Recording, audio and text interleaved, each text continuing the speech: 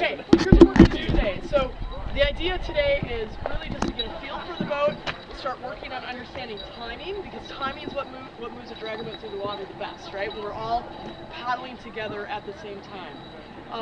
So we've got a light crew, so we're going to spread you out in the boat for a little bit.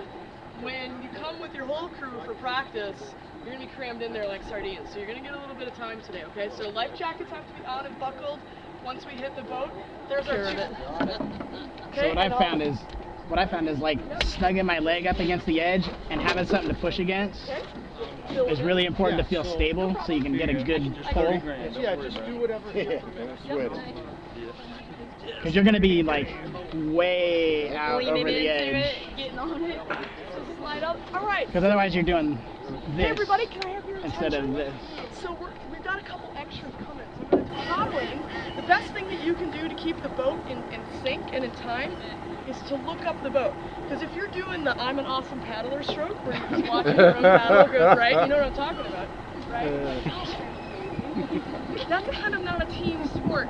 So what I tell people is if you're on the left-hand side, to look up as far as you can see across to the right, and vice versa. Because if you're looking at the guy right in front of you, what if they're on a stroke, right? So if you look up and across, you get a really nice sort of checks and balances, okay?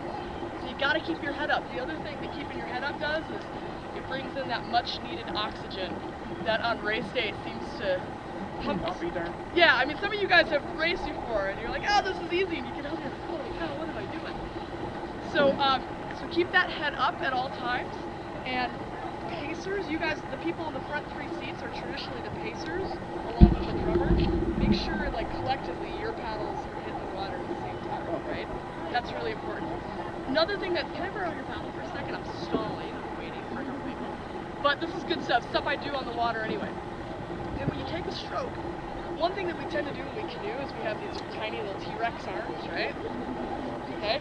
Our arms are sort of glued to our, so try to get those arms up and really high, because especially up front, if we see that top arm going up, we can watch that, and it's like a piston. We can see that arm.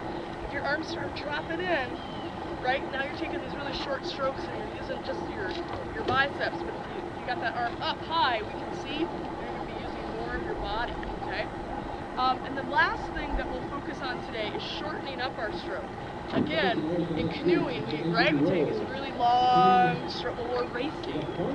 So we're gonna shorten up that stroke. We're gonna pull that paddle out a lot sooner than you might normally do in a canoe. Okay, so we'll talk about that on the water. That will help with a lot of things. If you come back really far, two things. You're gonna clack paddles, and you're gonna shovel water in the lap of the guy behind you, right?